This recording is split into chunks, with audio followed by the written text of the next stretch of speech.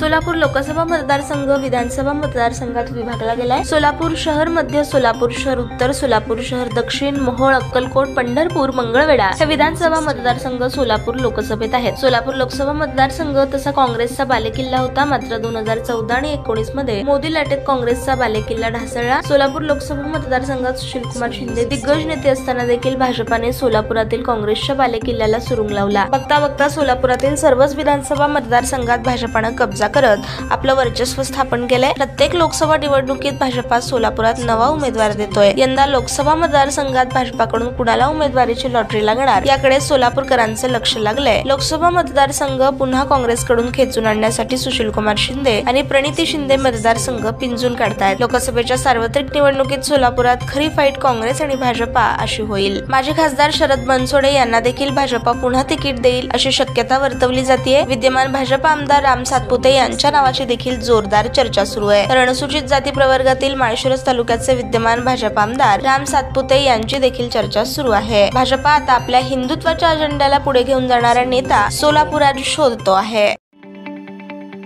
ताज्या बातम्या पाहण्यासाठी प्राईम महाराष्ट्र न्यूज चॅनलला सबस्क्राईब करा।